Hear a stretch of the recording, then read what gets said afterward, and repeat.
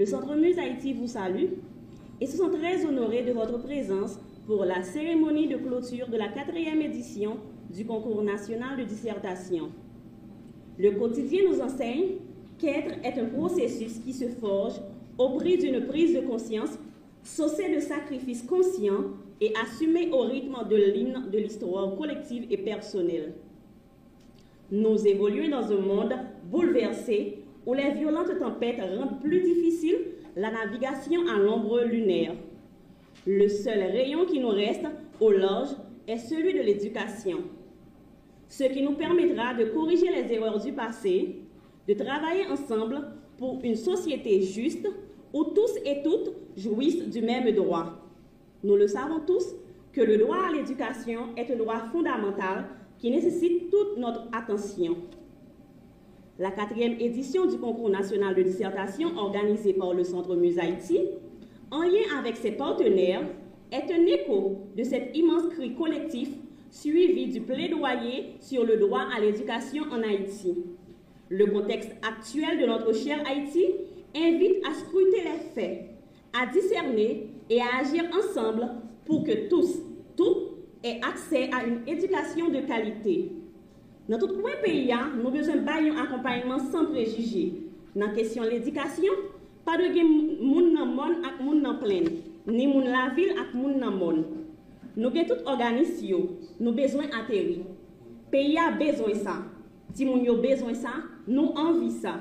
Concours, c'est un canal côté Centre Muse Haïti, bay jen yo côté pour yo di ça yo penser, ça y attend, ça yo soif. Jodi nous mettons chapeau nous bien bas devant tout partenaire nous qui t'ont embrassé l'idée concours sur droit à l'éducation en Haïti et qui t'ont mis main pour nous arriver dans la cérémonie clôture belle activité l'esprit ça. Avec respect et honneur, nous voulons remercier notre invité d'honneur, M. Ardol Antonin. Le Centre Muse Haïti remercie tous les bénévoles, tant pour l'organisation du concours que pour le plaidoyer autour du concours. Organiser ce concours dans les 10 départements par les temps qui courent est une gageure et demande un effort et une assiduité admirable. Ce choix pertinent que vous avez fait m'a personnellement interpellé puisque j'ai été enseignant et j'ai réalisé par ailleurs en 2024 pour l'association Haïti Futur un documentaire qui pose les problèmes de l'école et indique des pistes de solutions. Ce film que vous trouverez sur YouTube s'appelle « La vraie révolution en Haïti, une éducation de qualité pour tous ».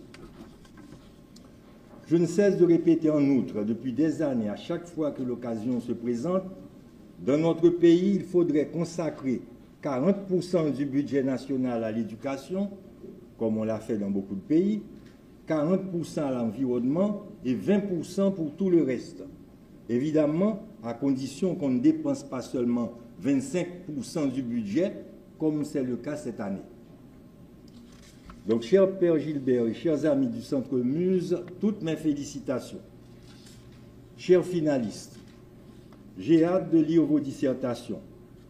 Je vous encourage à persévérer dans ce que vous avez déjà entrepris et qui est l'objectif de ce concours. Encourager la réflexion critique et l'expression écrite. Vous êtes la preuve vivante qu'il y a un combat contre l'effondrement et pour l'éducation de qualité.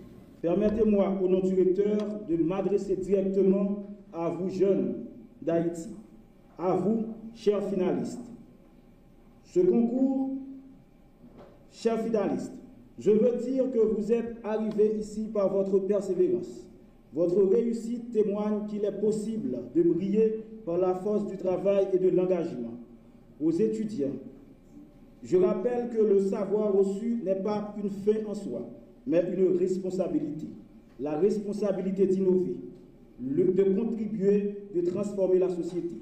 Aux jeunes encore au secondaire, je dis, ne laissez aucun obstacle briser vos rêves.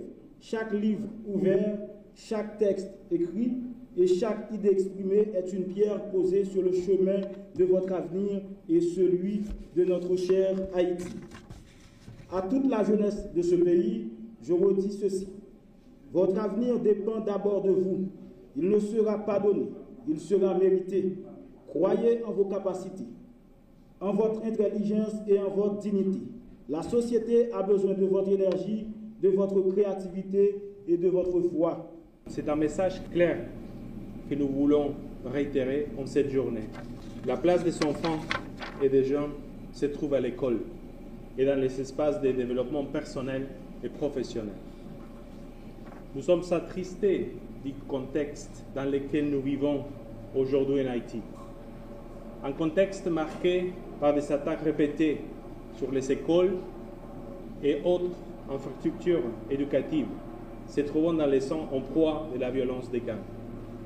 Un nombre incalculable d'enfants sont victimes et ou exposés au recrutement forcé de ces groupes. Les chiffres sont glaçants. Selon le dernier rapport de l'UNICEF, je cite, « Rien que l'année dernière, le recrutement d'enfants dans les groupes armés a fait un bond de 70%. Près de la moitié des membres de ces groupes armés sont des enfants, certains âgés d'à peine 8 ans. 1,2 million d'enfants vivent sous la menace constante de la violence armée. » Fin de citation. Nous aurons préféré les voir ici, célébrer avec nous et surtout avec vous, chers et chers jeunes, qui représentent les socles sur lesquels reposent le présent et l'avenir radieux d'Haïti.